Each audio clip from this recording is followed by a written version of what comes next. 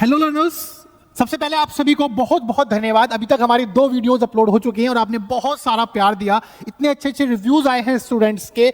इसी तरह से अपना प्यार बनाए रखें और वीडियोस को शेयर भी जरूर करें कमेंट्स करने के साथ साथ, क्योंकि आप लोगों तक तो वीडियो पहुंच रही है, आप शेयर करेंगे तो और ज्यादा लोगों तक पहुंचेगी। अब बात करते हैं इस सीरीज की। इस सीरीज के माध्यम से मैं आपको संविधान के हर आर्टिकल को डिस्क्रिप्टिव मैनर में एक्सप्लेन कर रहा हूं। ये वीडियोस उन सभी लोगों के काम की हैं जो न सिर्फ वनडे एग्जाम की प्रिपरेशन कर रहे हैं बल्कि अपने देश के संविधान को जानने में रुचि रखते हैं। तो इस सीरीज से जुड़े रहिए और संविधान को बहुत बारीक मेथड से जानिए। चलिए बात करते हैं आज के संविधान के आर्टिकल 3 की। अब तक हम आर्टिकल 1 और 2 की बात कर चुके हैं और आर्टिकल 2 में मैंने आपको बताया था कि भारतीय संसद को किसी नए राज्य को भारत के राज्य क्षेत्र में शामिल करने का अधिकार है। अब बात करते हैं संविधान के आर्टिकल 3 की और बात पहले देखते हैं कि इसकी भाषा क्या कहती है।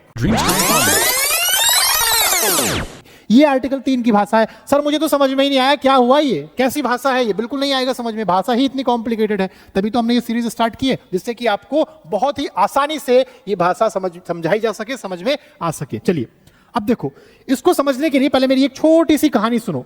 मान लो आपका घर है, भाई सबका घर होता है, किसी का छोटा होता है, किसी का बड़ा होता है। तो मान लीजिए आपका घर है, ये आपका घर है, इसके बगल वाला जो प्लॉट है वो खाली है, ठीक है।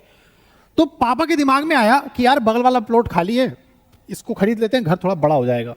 तो आपने अपने घर के बाहर वाला हिस्सा खरीदा, यानी कि जो चीज आपके घर में पहले से नहीं थी आपने उसको शामिल करना चाहा, जहां पे लगा आर्टिकल 2। लेकिन इस बार बाहर वाले प्लॉट की बात ही नहीं हो रही है, इस बार आपके घर की ही बात हो रही है। आपने कहा पापा मेरा स्टडी रूम छोटा है, बड़ा कराओ उसको।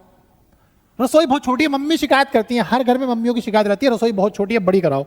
तो पापा ने एक दिन मान ही गए। पापा मम्मी के सामने नहीं मानेंगे तो कहाँ मानेंगे? पापा मान गए, उन्होंने कहा भाई रसोई बड़ी करते हैं, तोड़ फोड़ करते हैं, छोटी रसोई को तोड़ना है तभी तो बड़ी होगी।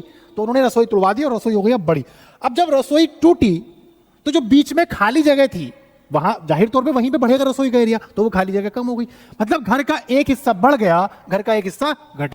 ये हुआ घर के अंदर का इंटरनल एडजस्टमेंट और यही है संविधान का आर्टिकल 3।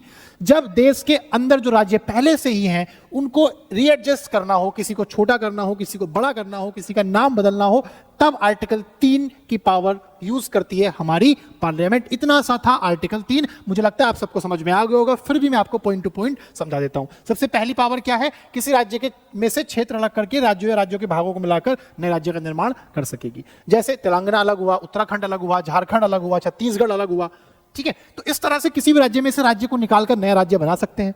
किसी 2 राज्यों में से थोड़े थोड़े एरियाज निकाल के नया राज्य बन सकता है।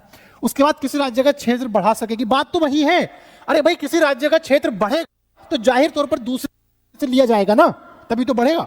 मान लो महाराष्ट्र के कुछ गांव हैं, वो डिमांड कर रहे हैं कि सर हमें कर्नाटक में भेजो, प्रधानमंत्री से मांग रहे हैं कि हमें कर्नाटक में जाना है, हमारी भाषा जो है वो कर्नाटक की मूल भाषा है। तो वहां से निकालेंगे तभी तो कर्नाटक में आएगा वो, तो कर्नाटक का क्षेत्र बढ़ जाएगा, किसी राज्य का क्षेत्र घटेगा। इसी केस में महाराष्ट्र का केस ले लीजिए आप। वहां से महाराष्ट्र का राज्य जब घटेगा तभी तो वो कर्नाटक में जाएगा। उसके बाद किसी राज्य की सीमाओं में परिवर्तन, जाहिर तौर पे जब कुछ निकालेंगे, कुछ बढ़ाएंगे, कुछ घटाएंगे तो सीमाओं में परिवर्तन होगा ही होगा। ये शक्ति किसके पास है? संसद के पास। किस अनुच्छेद? आर्टिकल 3 के द्वारा। नाम में परिवर्तन करना है भाई, पहले उड़ीसा था अब ओडिशा हो गया, तो ये कैसे हुआ? आर्टिकल 3 के द्वारा दी गई शक्तियों के द्वारा। मान लीजिए कल को उत्तर प्रदेश का नाम चेंज करना है, तो किस आर्टिकल के द्वारा दी गई शक्तियों का इस्तेमाल करके भारत की संसद किसी भी राज्य का नाम परिवर्तन कर सकती है? आपको याद रखना है ये शक्ति भारत के संविधान की आर्टिकल 3 के द्वारा भारत की संसद को प्राप्त है।